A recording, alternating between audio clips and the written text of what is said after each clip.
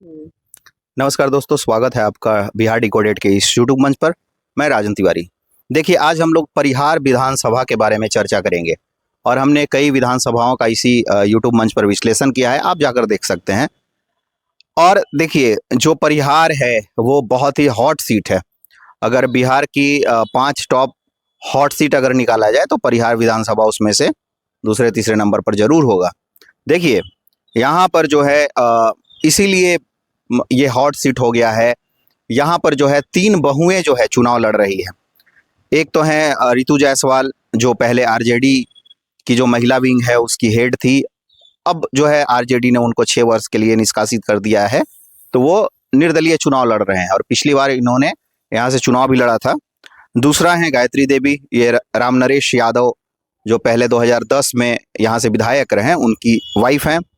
और तीसरी जो है वो है अस्मिता पूर्वे, यानी कि अस्मिता गुप्ता भी लिखती है, ये रामचंद्र पूर्वे की बहू है। रामचंद्र पूर्वे ओबीसी कैटेगरी से बहुत बड़े लीडर रहे और कहीं ना कहीं कहना होगा कि जो दूसरे कम्युनिटी का वोट है वो यादवों के साथ जोड़ने के लिए उनको प्रदेश अध्यक्ष भी बनाया गया था आरजेडी का। देखिए, 2020 चुनाव की तरफ सबसे पहले हम लोग चलते हैं और यदि आप हमारे यूट्यूब पर नए हैं तो चैनल को सब्सक्राइब जरूर कर लीजिए। देखिए, 2020 के तरफ हम लोग चलते हैं। बीजेपी से गायत्री देवी थी, 73,420 मत लाई थी, 42.52%। और आरजेडी से रितु जायसवाल थी, 71,851 मत, यानी कि 41.61% मत लाई थी। अब देखिए, हार और जीत का फासला जो है मात्र 1569 वोट का था। आरएलएसपी से थे अमजद अनवर, इनको जो है 9,968 यानी कि 5.77%। और जाप से थे सरिता यादव, इनको 4,164 यानी कि 2.41% वोट मिला था। तो जो है जो 1569 वोट का गैप था वो बहुत ही बारीक गैप था। यही कारण है कि रितु जायसवाल को फिर शिवहर में ही लवली आनंद के खिलाफ में टिकट दिया गया लोकसभा चुनाव में, और पुनः जो है बहुत ही छोटे मार्जिन से, यानी कि लगभग 29,000 वोटों से लवली आनंद से रितु जायसवाल हार गई। अब 2015 की तरफ हम लोग चलते हैं। बीजेपी से थे गायत्री देवी, इनको मिला था 66,388 मत। और आरजेडी से थे रामचंद्र पूर्वे, इनको मिला था 62,371 मत। और 4,000 मत से रामचंद्र पूर्वे, जो कद्दावर नेता हैं, वो जो है चुनाव हार गए थे। जाप से सरिता यादव और बीएसपी से नीलम यादव, इन्होंने भी 8,000 और 7,000 क्रमशः वोट काटा था। देखिए, 2010 चुनाव की तरफ हम लोग चलते हैं। 2010 में राम नरेश यादव ही खड़े थे, 32,987 मत मिला था, कुल मत का 28.57%। डॉक्टर रामचंद्र पूर्वे आरजेडी से थे, 28,769 मत मिला था, 24.91%। परवेज आलम कांग्रेस से थे, 20,388 मत मिला था, लगभग 17.5%। तो ये कुल मिला के जो है, और इस समय भी राम नरेश यादव जो है 4,000 मतों से रामचंद्र पूर्वे पर जो है विजयी हुए थे, यानी कि वोट गैप था 4,000। तो 2015 और 2010 में 4-4 हज़ार का वोट गैप था, और 2020 में आरजेडी ने इसको लाके 1569 पर पटक दिया। तो क्या आरजेडी इस बार जीत जाएगी? नहीं, यहाँ समीकरण बहुत अलग है। देखिए, अगर जातिगत आंकड़ों की बात करें तो शेड्यूल कास्ट की आबादी जो है यहाँ पे 35,000 के आसपास में है, मुस्लिम यहाँ पे 55 से 60,000 के बीच में है, यादव यहाँ पे 45 से 50,000 के बीच में है, वैश्य जो है यहाँ पे 36 से 40,000 के बीच में है, राजपूत भूमिहार ये दोनों जो हैं 10-10 हज़ार हैं, ब्राह्मण जो है लगभग 12,000 हैं, कोयरी कुर्मी धानुक ये तीनों मिला के लगभग 40 से 42,000 हैं, मल्लाह जो है यहाँ पे लगभग 11,000 हैं, और ईबीसी की अन्य जातियाँ जो है मल्लाह को छोड़ा के वो लगभग 70 से 75,000 है। तो ये जो कैलकुलेशन है इसमें आपने देखा होगा कि यादव बिरादरी की भी अच्छी संख्या है, मुस्लिमों की अच्छी संख्या है, तो फिर मुस्लिम और यादव ये मौई समीकरण बना के क्यों नहीं जीत जा रहे हैं? पिछले 3 बार से क्यों चुनाव हार रहे हैं? देखिए, ये जो है विधानसभा 2009 में जो डिलिमिटेशन हुआ उसके बाद आया। इधर कर्पूरी ठाकुर का कर्मभूमि था, हालांकि कर्पूरी ठाकुर कहा जाता है कि समस्तीपुर से थे, लेकिन कर्मभूमि इधर ही था। सोनबरसा जो है उससे कटकर ये विधानसभा बना था। 2008-9 के बाद जो है फिर से डिलिमिटेशन हुआ यहाँ का, उसमें परिसीमन हुआ जिसको बोलते हैं। अब इसमें देखिए कि मुस्लिम का जो वोट है वो आरजेडी को तो कुछ जाता है, लेकिन यादव का वोट जो है बीजेपी की तरफ चला जाता है, चूंकि बीजेपी के जो कैंडिडेट हैं गायत्री देवी, रामनरेश यादव, ये भी गायत्री देवी वो बीजेपी में थे और यादव कम्युनिटी से हैं, और रामनरेश यादव ये भी यादव कम्युनिटी से थे, मतलब 2010 में जो विधायक बने थे, तो पति पत्नी है।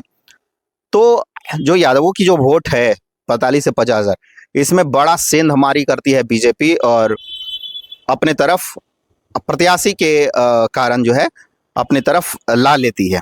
मुस्लिम का जो है वोट उससे, और जो लोगों का वोट मिलता है एसी वगैरह का कुछ, उससे जो चुनाव है आरजेडी जीत नहीं पाती है, फाइट में आ जाती है। इस बार का क्या स्थिति है 2025 का, देखिए इंडिपेंडेंट रितु जायसवाल खड़ी हो गई है। इनके पति जो हैं पूर्व आईएएस हैं अरुण कुमार, और ये ग्रेजुएट हैं। अरुण कुमार भी ये यहाँ पे एक सिंहवाहिनी जो है पंचायत है वहाँ की मुखिया भी रही है, और अरुण कुमार अब वहाँ के मुखिया हैं, मतलब जो इनकी पति हैं वो चूंकि वीआरएस ले लिए हैं आईएएस के पद से, तो वो मुखिया हैं, और ये जो है अब चुनाव लड़ रहे हैं। आरजेडी से हैं डॉक्टर अस्मिता पूर्वे, डॉक्टर अस्मिता गुप्ता भी लिखते हैं, पीएचडी हैं, मगध यूनिवर्सिटी से किए हैं। बीजेपी से गायत्री देवी, ये जो है रामनरेश यादव की पत्नी है, और बीएसपी से जो कैंडिडेट थे उनका रिजेक्टेड हो गया था। जनसुराज से हैं अवधेश प्रसाद, ये जो है आचार्य की डिग्री होल्ड किए हुए हैं, मतलब संस्कृत से आचार्य का जो डिग्री होता है। आम आदमी पार्टी से अखिलेश नारायण ठाकुर है। यदि अगर पैसे की बात किया जाए कि कौन कितना धनी है, तो रितु जायसवाल के पास में हस्बैंड वाइफ मिला के 3 करोड़ 9 लाख की संपत्ति है। आरजेडी के डॉक्टर अस्मिता पूर्वे के पास में 2 करोड़ 51 लाख का संपत्ति है, पति पत्नी मिला के। बीजेपी की गायत्री देवी के पास में 1 करोड़ 87 लाख के आसपास संपत्ति है, पति पत्नी मिला के। और जनसुराज के अवधेश प्रसाद के पास में 13 लाख 50 हज़ार की संपत्ति है, पति पत्नी मिला के। अखिलेश नारायण ठाकुर के पास में मात्र 1 लाख 50 हज़ार रुपए है। अब देखिए यहाँ पे जो मैं बता रहा था आपको कि वैश्य कम्युनिटी का जो वोट है वो करीब करीब 36 से 40 हज़ार है। ये जो वैश्य कम्युनिटी का वोट है वो डॉक्टर अस्मिता पूर्वे के तरफ में भी जाएगा और रितु जायसवाल के तरफ में भी जाएगा, लेकिन रितु जायसवाल के तरफ में ज़्यादा जाएगा। और रितु जायसवाल ने यहाँ पर फूट कर जो है रोई एक मंच से, और लोगों का कहना है कि रितु जायसवाल बहुत ही ज़्यादा सक्रिय थी कोविड के समय में भी, और काम कर रही थी। उसके बाद में भी बहुत ज़्यादा जो पानी का किल्लत होता है उससे लोगों को निजात दिलाई काम की। तो कुल मिला के बात यह है कि रितु जायसवाल जो है वो घूमते रहती है। इंडिपेंडेंट होने के बावजूद वो जो है स्ट्रॉन्ग कैंडिडेट के रूप में उभरी है, सीटी छाप है उनका। आरजेडी से जो अस्मिता पूर्वे हैं, देखिए 2 बार 2015 में और 10 में भी प्रयोग किया जा चुका है इनके परिवार को, और ये लोग नहीं जीते हैं। तो कहना ना होगा कि अभी स्थिति जो है इनकी थोड़ी डाउन होगी, और जिस तरीके से यादवों का वोट मिलना चाहिए जो 50 हज़ार के आसपास में, वो इनको मिलता हुआ नहीं दिखेगा आरजेडी के सिंबल होने के बावजूद। बीजेपी में जो है गायत्री देवी जो कि यादव कम्युनिटी से आती है, इनको यादवों का समर्थन है शुरू से हासिल, इसीलिए अभी तक ये जो है जीतती रही है। बीएसपी से रिजेक्टेड हो गया, जनसुराज अवधेश प्रसाद को भी कुछ वोट मिलेगा जरूर। आम आदमी पार्टी अखिलेश नारायण ठाकुर इतना बेस नहीं है वोट बैंक का। अब इसमें टक्कर जो है 3 लोगों के बीच में, गायत्री देवी, डॉक्टर अस्मिता पूर्वे और रितु जायसवाल के बीच में है। देखिए जिस तरीके से अस्मिता पूर्वे का विरोध है, जिस तरीके से अस्मिता पूर्वे के परिवार का विरोध है, और पहले जिस तरीके से बहुत ही क्लोज फाइट में इनका परिवार हारते रहा है, रामचंद्र पूर्वे हारते रहे हैं, उस तरीके से कहना ना होगा कि इनको सिर्फ मुसलमान अगर पूरा भी वोट कर देगा और कुछ ईबीसी कास्ट का वोट भी मिलेगा तो ये बहुत आसानी से नहीं जीत सकते हैं। तो जैसे कोयरी धानु कुर्मी का जो वोट है वो कहीं ना कहीं आप समझ लीजिए कि बीजेपी की तरफ सटेगा ही सटेगा, तो पूरा का पूरा वोट इनको मिलेगा भी नहीं, जो ओबीसी की मुख्य जातियां हैं।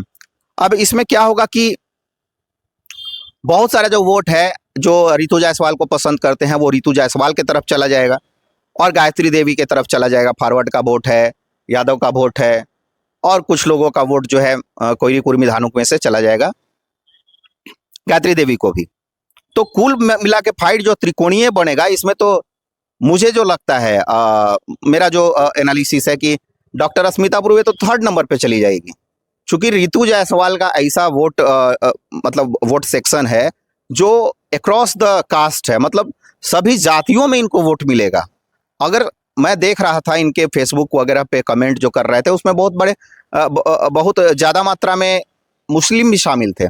तो मुस्लिम का भी वोट मिलेगा, तो रितु जायसवाल को एक क्रॉस द वोट मिलेगा कास्ट का, और सारे जातियों का वोट मिलने के कारण जो स्थिति बनेगी वो बीजेपी और रितु जायसवाल के बीच में टक्कर वाली बनेगी, यानी गायत्री देवी और रितु जायसवाल के बीच में टक्कर वाली बनेगी। और इसमें कहीं ना कहीं अभी की स्थिति में गायत्री देवी को थोड़ी बहुत लीड है।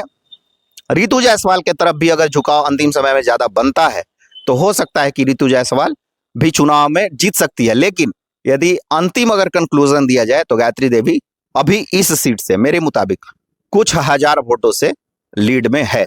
तो कैसा लगा ये वीडियो नीचे में कमेंट बॉक्स में जरूर लिखिएगा, और कमेंट बॉक्स में कुछ आप शब्द नहीं कहिएगा, गाली गलौज मत कीजिएगा, ना किसी को कुछ कहिएगा।